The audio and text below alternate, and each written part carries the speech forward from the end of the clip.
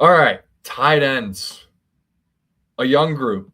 No one has been in this program has been in the Cincinnati program for 2 years because they have no one that has been playing college for 2 years. They have 3 guys going into year 2 and 3 guys going into year 3. This is by far the most intriguing because they are the youngest program by far in a system that, like I said before, historically relies on veteran players, guys that have played a lot of football.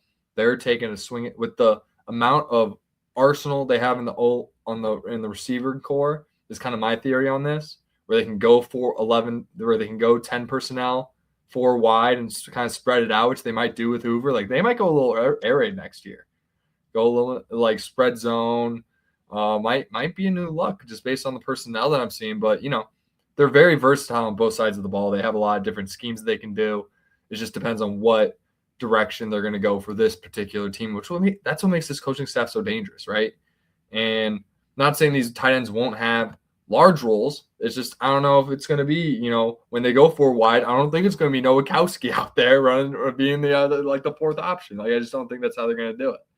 I think they're going to really leverage the receivers that they have, and these tight ends are still going to bring a big part because they love to run the ball.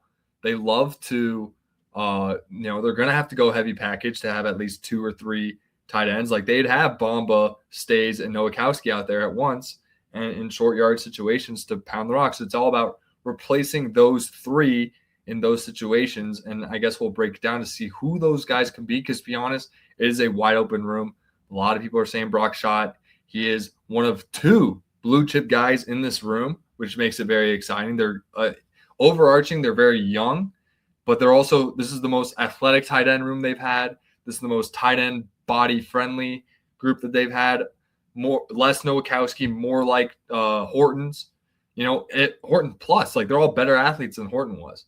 Around the same size, but just like better athletes coming out in the school. And we can break down one by one. So first off, there's one guy who's not even on campus yet, PJ McFarland. He's not going to be in spring, so we'll bypass him until the fall. So they're going to have 5 guys going into it. I don't know how much I can say about the injuries. There's some guys. Signetti said there's Gibbs isn't going to be available in the spring. Elmore isn't available in the spring either. I think that was from Signetti. All right, thanks for setting me up. Perfect. So we bring in 2 true freshmen coming in, Trevor Gibbs and Parker Elmore. The 2 true freshmen sounds like they're a little hurt going into it. Parker Elmore is a blue chip recruit. He came in listed at 6'4", 226. Feels like weight-wise, he's not quite there yet. Trevor Gibbs comes in at 6'2", 232. Very Nowakowski-like. Very a guy who I watched on film and liked a ton. I was like, this guy's a crazy good athlete. He can play edge. He can play linebacker. He can play tight end at the next level. It's just, what is Signetti going to do with this freak of nature athlete that they got back in their backyard of Indiana, which is kind of crazy. Like, he was right there. Baby. He was sitting right there. Number 39, Trevor Gibbs. I have him highlighted. I have him on my 3rd deep right now. I have him ahead of Blake Thierry just because Blake Thierry's weight has not been updated yet. He's still at 224. So still waiting to kind of see where Blake Thierry, who another guy we're very high on athletically, probably one of the better freaks on this team, trying to see how he's able to grow into the weight. Is he able to put on weight like that and be able to grow into it, stay as fast, stay as nimble, stay as flexible, and figure it out? What do you have? Keezer's hand is raised. Do you have intel on Thierry's weight? Because until I see that, I just can't move him up. But I'm very high on him. If I hear he's 240, I'm moving him first string. No, I don't. I don't have intel on Thierry's weight. What I do have is a video of Josh Hoover throwing to what looks like Blake Thierry. That was Blake Thierry. He was blonde, very blonde kid, Blake Thierry. And he looks big. As blonde as I was. He's blonder than I was as a freshman, damn near. He looked big. Crazy. Now, so I have no idea what his weight was, and I didn't do the whole zoom in on the video, look at the kid's forearms type deal to see how big he was, but he was working with Hoover, which I thought was pretty cool. Yeah. But no, I'm with you. So here's my other question for you, because like you said, the room is unbelievably talented. And hold on, wait, I cut you off first. Finish the room. In my 2nd string line, I have Andrew Barker, number 85, 6'4", 246, redshirt freshman, has not seen the field, but he comes in at a weight that is desirable for the position. He's a guy that Was a 3-star guy, was not, he was not as highly rated as a Blake Thierry, but he's there weight-wise. It means he's ready now. He can go in there and be serviceable, right, and block in the run game and catch and be a receiver. He played in a veer offense, so he didn't really see the ball as a receiving threat. So he's a blocker. Like, that's a guy who we will see on the field next year, no doubt about it. Will he be a featured receiving weapon? Remains to be seen. I'm just not sure about it. But I think we see a lot of number 85 on the field next year. Blocking, like, he comes in, he can fill that Bomba role right away. And I think that's awesome because he's a much better recruit than Bomba was coming out. He's a lot younger than Bomba was last year. And if he could be out at that level as a redshirt freshman, that's all we can really ask for when it comes to individual development trajectory, right? I think the most exciting one, and the one I have in my first string line, which is probably what a lot of people have, I don't have him bolded because he's not a starter. Like, he's not a returning starter. He's never started a game. He played 3 games. He still kept his redshirt status, but he did play a little bit for the Canes last year. He's the second blue chip guy on this line, redshirt freshman Brock Schott. He's listed at 6'3", 243. He's dealing with a shoulder too. He's not around for spring. Yeah, and he is a little hurt as well. So a lot of opportunity for these guys.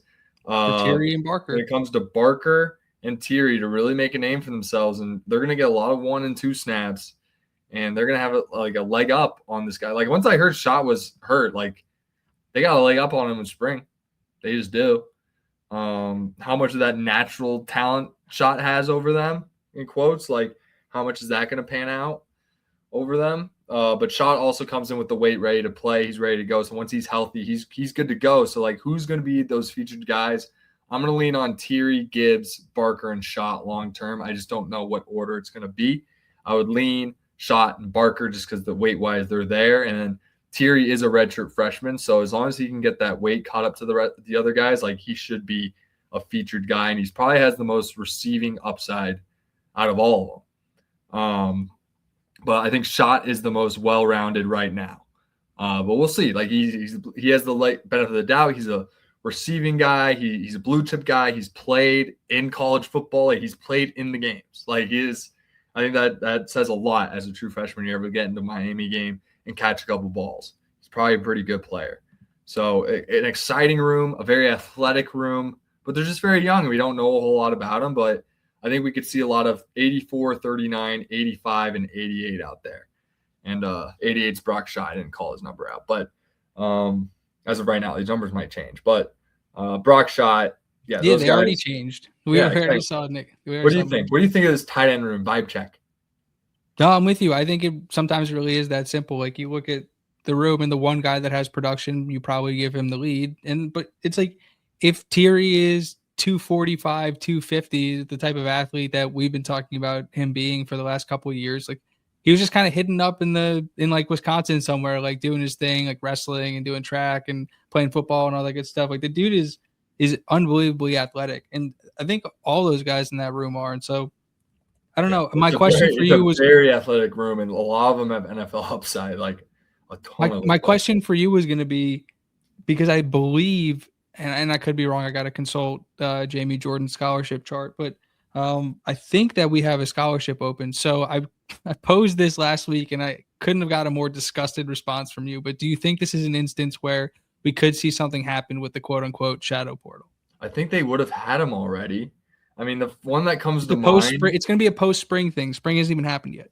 The one move that I was surprised about was, like, I wasn't surprised we picked up any of the guys we did. I was surprised we didn't go after a potential boomerang, and Brody Foley, who had a great year at Tulsa, was their main number 1 receiver on that Tulsa team. And he's going to be a redshirt senior this year. He was on that 2024 team, transferred out to Tulsa. He's going to be at Louisville next year as their featured tight end. Yeah, I was surprised why we didn't make a move there. And obviously, they know more than we do, and they know the kid, and I don't.